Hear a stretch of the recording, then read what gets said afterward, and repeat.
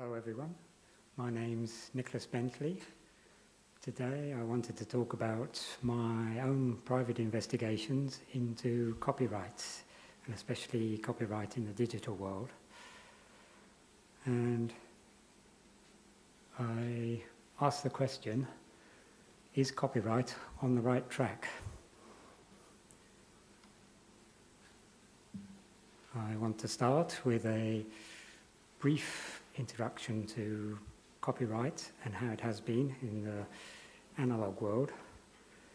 I then want to introduce what I call an intellectual contributions model as a way of looking at copyright and how society can deal with copyrighted material. Moving on from that, I want to present what I call the rights office system, which is a distributed system on the internet for managing rights to intellectual works. A system which would not require DRM or other technological protection measures, not even systems like levies or flat taxes. At the end, I would like to summarize the rights office system and invite any questions or responses you had.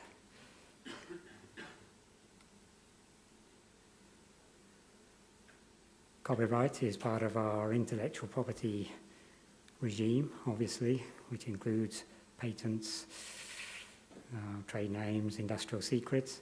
I'm concentrating on copyright, but it could have an impact on patents, especially when we start talking about software patents, which might be of interest to some of you. A short history of copyright, which I hope you will find interesting.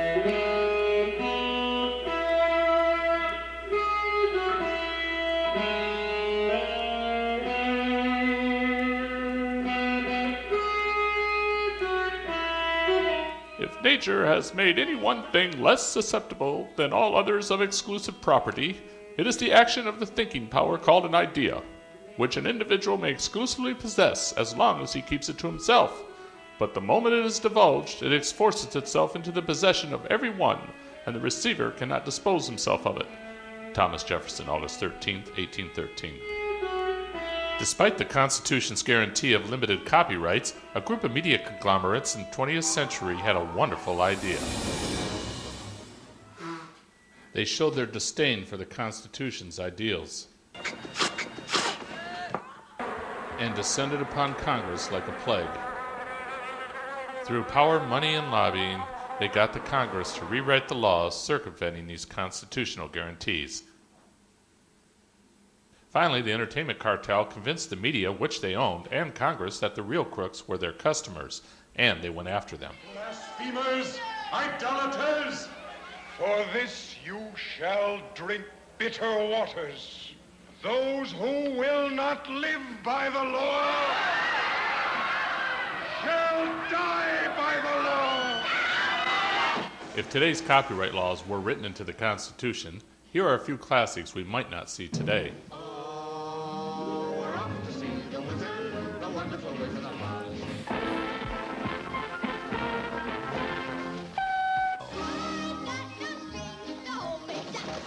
If the entertainment cartel succeeds in passing the laws they want, here are some of the great public domain works and new technologies we can expect to see in the future.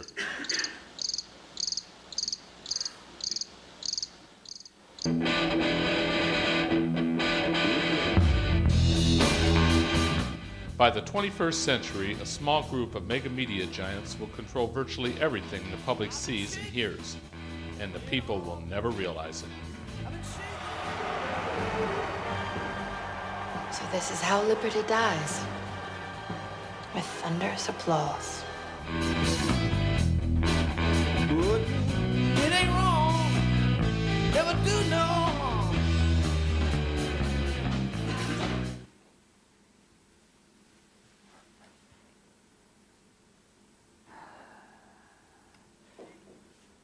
Well, thanks to Rick Fulkerson for that.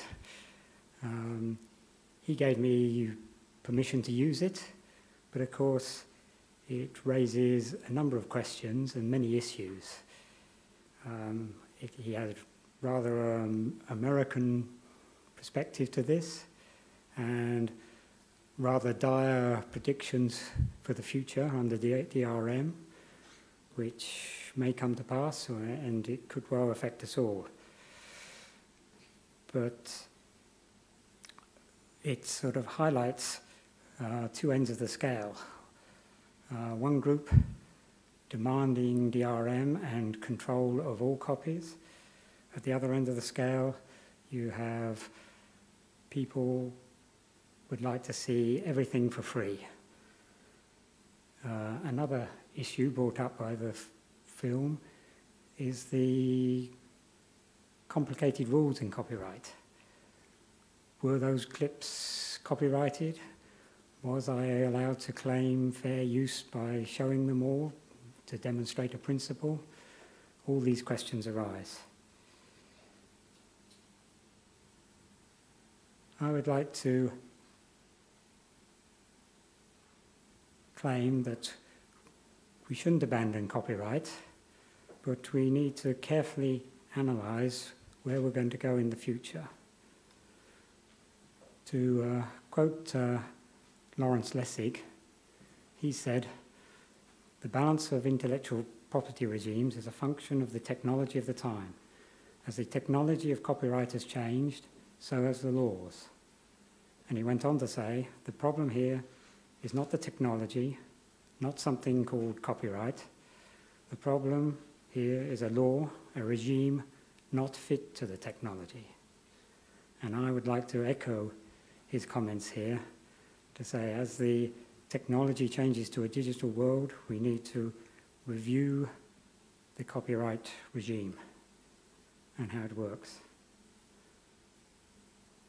One other point I'd like to make here as well is, in the past, with analog copies, books for instance, we tend to think of property. The phrase intellectual property reinforces this view. And I like to ask the question, what would it be like if we thought not of property, but something else? What about if we thought of all the contributions which went in to the books which came before us?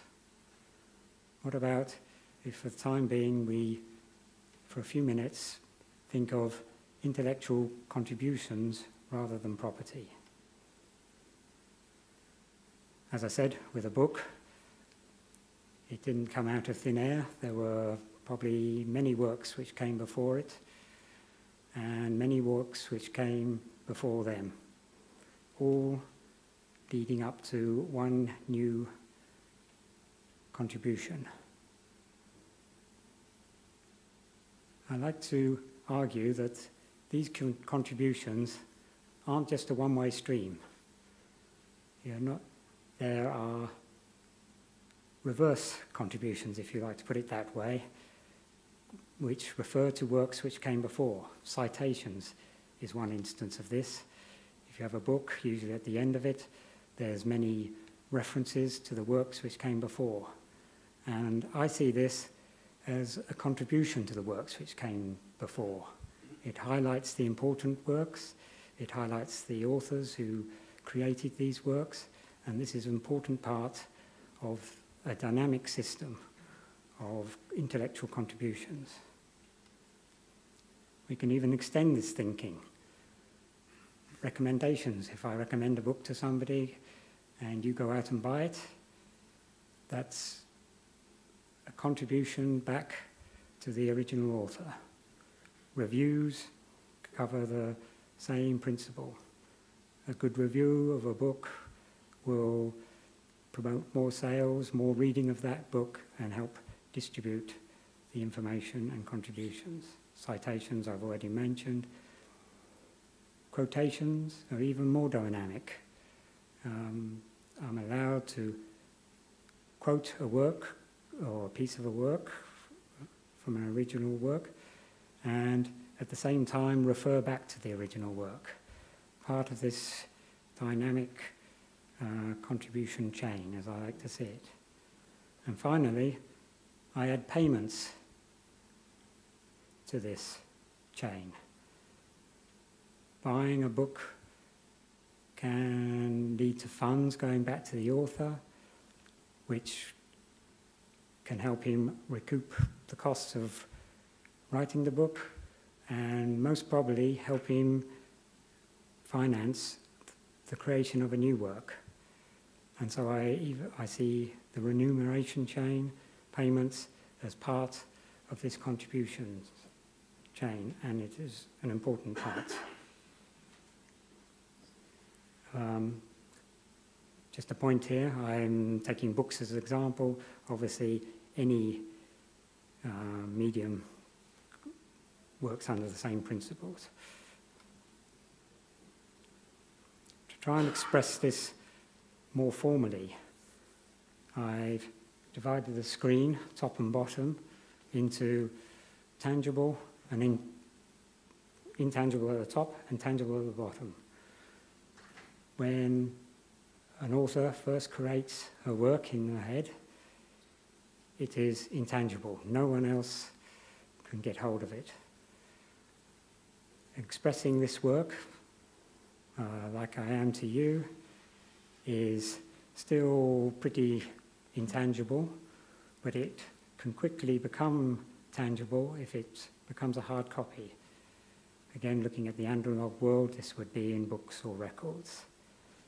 So I've distinguished between the intangible and the tangible, and to demonstrate the legend of this drawing a bit more, I also make a distinction between private goods and public goods. And this is in the economic sense, where a private good is excludable from anyone else getting hold of it. A public good is less so. It is freely available to anyone who can get hold of it. To highlight this in the case, the square boxes I call a private good. The work in the author's head is definitely private. No one else can get hold of it at that stage. A manifestation in a book or a copy in a book is more or less a private good. You can lock the book away, no one else can get at the content. When I'm speaking to you, as I've said, it is very much a public good. The door's locked. That's true. But by example, I can't say this half listen to the work and that half don't listen to the work. It doesn't work that way. Maybe I've already put the back half to sleep, but that's a different argument.